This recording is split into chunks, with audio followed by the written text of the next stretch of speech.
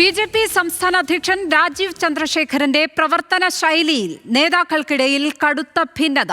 കഴിഞ്ഞ ദിവസം നടന്ന സംസ്ഥാന നേതൃയോഗത്തിലേക്ക് കെ സുരേന്ദ്രനെയും വി മുരളീധരനെയും ക്ഷണിക്കാതെ വന്നതോടെയാണ് ഭിന്നത രൂക്ഷമായത്. രാജീവ് ചന്ദ്രശേഖരന്റെ പ്രവർത്തന ശൈലി പാർട്ടിയെ തളർത്തുകയാണെന്നാണ് പരാതി. കേരളത്തിൽ ബി.ജെ.പിക്ക് വൻ മുന്നേറ്റമുണ്ടാക്കാൻ കേന്ദ്രം നിയോഗിച്ച രാജീവ് ചന്ദ്രശേഖർ ഒരു കമ്പനി സിഇഒയെ പോലെ പ്രവർത്തിക്കുന്നുവെന്നും മുതിർന്ന നേതാക്കളെ അവഗണിക്കുന്നുവെന്നുമാണ് പരാതി.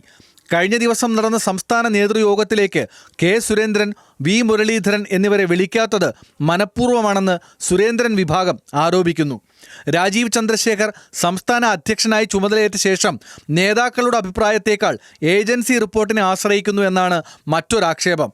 മുതിർന്ന നേതാക്കളെ നിരന്തരം അവഗണിക്കുകയാണ്. 7 സംസ്ഥാന വൈസ് പ്രസിഡന്റുമാരെ ഒരു യോഗത്തിലേക്കും ക്ഷണിക്കുന്നില്ല. JR Padmakumar, Narayanan Namboothiri, KS Radhakrishnan, P Raghunath എന്നിവർ കടുത്ത അവഗണനയാണ് നേരിടുന്നത്. മുൻ ജില്ലാ അധ്യക്ഷന്മാർക്കും പരിഗണനയില്ല. ബി.ജെ.പി. സംസ്ഥാന സെക്രട്ടറി S സുരേഷ് സംസ്ഥാന പ്രസിഡന്റിനെ തെറ്റിദ്ധരിപ്പിക്കുന്നതായും ആരോപണമുണ്ട്. സംഘടനാ പ്രവർത്തനം വിപുലീകരിക്കാനാണ് 30 ജില്ലാ കമ്മിറ്റികൾ രൂപീകരിച്ചത്. എന്നാൽ ജില്ലാ ഇൻചാർജുമാരായി 14 പേരെ മാത്രമാണ് നിയോഗിച്ചത്. ബൂത്ത് കമ്മിറ്റികളുടെ പ്രവർത്തനം ഇഴഞ്ഞു നീങ്ങുകയാണ്. നിലമ്പൂർ ഉപതെരഞ്ഞെടുപ്പിൽ സംസ്ഥാന പ്രസിഡന്റ് ആശയക്കുഴപ്പമുണ്ടാക്കിയത് തിരിച്ചടിയായെന്നും വിമർശനമുണ്ട്. കേന്ദ്ര നേതൃത്വം ഇടപെട്ട് രാജീവ് ചന്ദ്രശേഖരന്റെ പ്രവർത്തന ശൈലിയിൽ മാറ്റം വരുത്തിയില്ലെങ്കിൽ ഭിന്നത പൊട്ടിത്തെറിയിലേക്ക് പോകുമെന്നാണ് എതിർവിഭാഗം പറയുന്നത്. പ്രസാദ് ഉടുമ്പിശ്ശേരി, ന്യൂസ് മലയാളം, കോഴിക്കോട്.